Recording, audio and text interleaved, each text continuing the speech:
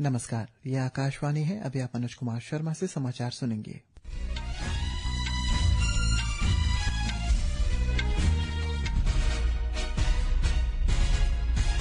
पहले मुख्य समाचार। राज्यसभा में ऑपरेशन सिंदूर पर चर्चा फिर से शुरू हुई। चर्चा की शुरुआत करते हुए विदेश मंत्री डॉक्टर एस जयशंकर ने ऑपरेशन के दौरान सशस्त्र बलों के प्रदर्शन की सराहना की। केंद्रीय मंत्री अश्विनी वैष्णव ने कहा कि वंदे भारत ट्रेन सेवा ने 3 वर्षों के भीतर सभी राज्यों को कवर किया। इसरो नासा के सहयोगी उपग्रह निसार का प्रक्षेपण आज शाम श्रीहरिकोटा के सतीश धवन अंतरिक्ष केंद्र से किया जाएगा। रूस के कामचटका प्रायद्वीप के पास आज भीषण भूकंप के बाद रूस, जापान और अमेरिका के हवाई के कुछ हिस्सों में सुनामी की लहरें उठी। प्रशांत क्षेत्र में भी चेतावनी जारी की गई है। आईएमडी ने आज बिहार, पूर्वी राजस्थान, हिमाचल प्रदेश और पश्चिमी उत्तर प्रदेश में कुछ स्थानों पर बहुत भारी वर्षा का अनुमान व्यक्त किया। इधर ईटानगर मौसम विभाग ने आज अरुणाचल प्रदेश के 16 जिलों के लिए येलो अलर्ट जारी किया। अब समाचार विस्तार से। राज्यसभा में पहलगाम में हुए आतंकवादी हमले के जवाब में भारत के सशक्त, सफल और निर्णायक ऑपरेशन सिंदूर पर चर्चा फिर से शुरू हो गई है। चर्चा में भाग लेते हुए विदेश मंत्री डॉक्टर एस जयशंकर ने ऑपरेशन सिंदूर के दौरान सशस्त्र बलों के प्रदर्शन और क्षमताओं की सराहना की और कहा है कि इसके परिणामों ने देश को गौरवान्वित किया है। It's a privilege to participate in the discussion on Operation Sindoor. And like everybody else in this House, I laud the performance of our armed forces and the results that have done this country so proud. The Pahalgam attack happened on April 22nd. Across the world, there was solidarity, but the question was, what after? And the answers were two. One, such an attack was absolutely unacceptable. It crossed our red lines. There had to be severe consequences. And two, there had to be accountability and justice. Shri Jaishankar ने कहा है कि पहलगाम आतंकवादी हमले के पीछे की मंशा जम्मू कश्मीर की अर्थव्यवस्था को तबाह करना था, जो अनुच्छेद 370 के निरस्त होने के बाद से सामान्य स्थिति और समृद्धि की ओर लौट आई थी। मंत्री ने कहा है कि हमले के बाद सुरक्षा मामलों की कैबिनेट समिति की बैठक में पहला निर्णय यह लिया गया है कि सिंधु जल संधि को तब तक स्थगित रखा जाए जब तक कि पाकिस्तान आतंकवाद को अपना समर्थन पूरी तरह से बंद नहीं कर देता। उन्होंने कहा है कि 1947 में सीमा पार आतंकवाद का सामना कर रहा है और खून और पानी साथ साथ नहीं बहेंगे। डॉक्टर जयशंकर ने कहा है कि दुनिया में कभी भी ऐसा कोई नीति नहीं था जिसने भारत से अपनी गतिविधियां बंद करने को कहा हो। उन्होंने कहा है कि 22 अप्रैल से 16 जून तक प्रधानमंत्री मोदी और राष्ट्रपति ट्रंप के बीच व्यापार से कोई संधि नहीं था और न ही उनके बीच कोई फोन में कॉल भी हुई थी।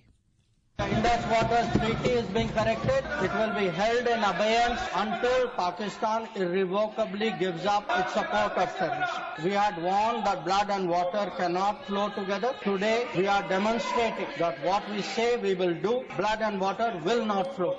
डॉक्टर जयशंकर ने कहा है कि भारत ने संदेश दिया है कि वो मध्यस्थता के लिए तैयार नहीं है और परमाणु ब्लैकमेल को स्वीकार नहीं करेगा। रेल मंत्री अश्विनी वैष्णव ने कहा है कि 3 साल की छोटी सी अवधि में सभी राज्यों को वंदे भारत ट्रेन सेवा से जोड़ दिया गया है। आज लोकसभा में एक प्रश्न के उत्तर में श्री वैष्णव ने बताया है कि वर्तमान में देश भर में 144 वंदे भारत ट्रेनें चल रही है। उन्होंने कहा है कि इस ट्रेन के परिचालन संबंधी फीडबैक बहुत उत्साहजनक है, जिसके कारण राज्यों से ऐसी ट्रेनों की मांग बढ़ी है। श्री वैष्णव ने कहा है कि सरकार मध्यम वर्ग और निम्न आय वर्ग के कल्याण के लिए प्रतिबद्ध है। संचार मंत्री ज्योतिरादित्य सिंधिया ने कहा है कि संचार साथी पहल की मदद से 1 करोड़ 36 से ज्यादा फर्जी मोबाइल एप्लीकेशन काटे गए हैं। आज लोकसभा में पूरक प्रश्नों के उत्तर में श्री सिंधिया ने कहा है कि इस पोर्टल पर 35 लाख से ज्यादा लोगों ने मोबाइल चोरी की शिकायतें दर्ज कराई है।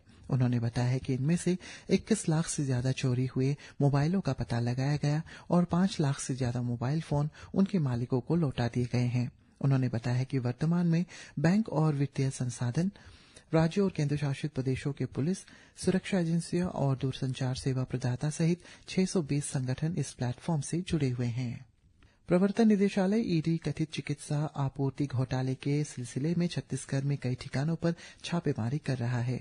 ईडी ने बयान में कहा है कि यह परिसर मोक्षित कॉरपोरेशन के शशांक चोपड़ा या Chhattisgarh medical services corporation limited CGMSC के अधिकारियों से संबंधित है।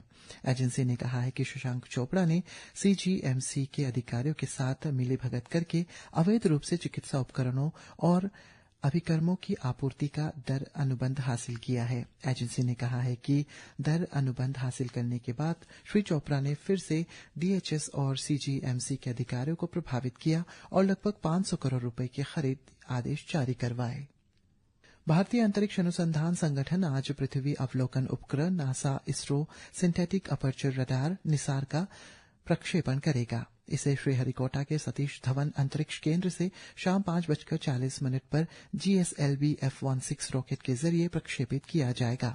प्रक्षेपण के लिए उल्टी गिनती कल दोपहर 2:10 पर शुरू हो गई थी। पहली बार भारत का GSLV रॉकेट किसी उपग्रह को सूर्य समकालिक ध्रुवीय कक्षा में स्थापित करेगा, जहां से उपग्रह प्रतिदिन एक ही समय पर पृथ्वी पर एक ही बिंदु का अवलोकन करेगा। एक रिपोर्ट। आंध्र प्रदेश में श्रीहरिकोटा के सतीश धवन अंतरिक्ष केंद्र से GSLV F-16 रॉकेट से शाम 5:40 पर ये प्रक्षेपण होगा। इस मिशन का उद्देश्य प्रत्येक 12 दिन पर पूरी पृथ्वी और इसकी आंतरिक हलचलों का बारीकी से निरीक्षण करना है। इससे जलवायु परिवर्तन अनुसंधान और आपदा कार्रवाई के लिए उच्च गुणवत्ता के स्पष्ट चित्र और डेटा उपलब्ध होंगे। ये धरती और हिमखंडों में हो रहे बदलावों का भी अध्ययन करेगा। समाचार कक्ष से मैं मनोज। भारत ने सीरिया के लोगों के लिए मानवीय सहायता की एक खेप भेजी है। विदेश मंत्रालय के प्रवक्ता रणधीर जायसवाल ने एक सोशल मीडिया पोस्ट में बताया है कि इस खेप में 5 मीट्रिक टन आवश्यक जीवन रक्षक दवाइयां जैसे कैंसर रोधी दवाई, एंटीबायोटिक्स और उच्च रक्तचाप की दवाएं शामिल की गई हैं। रूसी तट पर आए भीषण भूकंप के बाद रूस, जापान और अमेरिका के हवाई के कुछ हिस्सों में सुनामी की लहरें उठी है और दर्जनों अन्य देशों के लिए अलर्ट जारी किया गया है। आज सुबह रूस में कामचटका प्रद्वीपीय में 8.8 तीव्रता का शक्तिशाली भूकंप आया, जिसके बाद प्रशांत महासागर में व्यापक सुनामी की चेतावनी जारी की गई है और कई देशों में लोगों को सुरक्षित स्थानों पर भी पहुंचाया गया है। इस बीच अमेरिका की राष्ट्रीय मौसम सेवा के अनुसार सुनामी कैलिफोर्निया के तट तक पहुंच गई है। इंडोनेशिया के पपुआ स्थित जयापुरा शहर की आपदा प्रबंधन एजेंसी ने तटीय क्षेत्र के निवासियों से ऊंचे स्थान पर जाने की अपील की है। जापान के मौसम विज्ञान एजेंसी ने कहा कि सुनामी की लहरें देश के तटीय क्षेत्र के कुछ हिस्सों तक पहुंच गई है। केंद्रीय मंत्री प्रहलाद जोशी ने कहा है कि बिहार में विशेष गहन पुनरीक्षण का कार्य पहली बार नहीं किया जा रहा है, ऐसा कई बार हो चुका है। उन्होंने कहा है कि निर्वाचन आयोग एक स्वतंत्र संस्था है और इस प्रक्रिया के दौरान की गई जरूरत नहीं है और क्योंकि ये तकनीक का इस्तेमाल केवल वैज्ञानिक तरीके से किया जाता है। शिक्षा मंत्री धर्मेंद्र प्रधान ने विपक्षी सदस्यों से बिहार में मतदाता सूची में विशेष गहन पुनरीक्षण कार्यक्रम पर राजनीति करने का आरोप लगाया है। उन्होंने कहा है कि यह निर्वाचन आयोग का निर्णय था और इससे लेकर विपक्ष का विरोध अनुचित है। मत्स्य और पशुपालन राज्य मंत्री SP सिंह बघेल ने कहा है कि निर्वाचन आयोग पुनरीक्षण कार्यक्रम लोकतंत्र को मजबूत करने और देश के फायदे के लिए कर रहा है। उन्होंने इंडिया गठबंधन पर विदेशी घुसपैठियों के समर्थन से भारतीय लोकतंत्र को नुकसान पहुंचाने का आरोप लगाया है।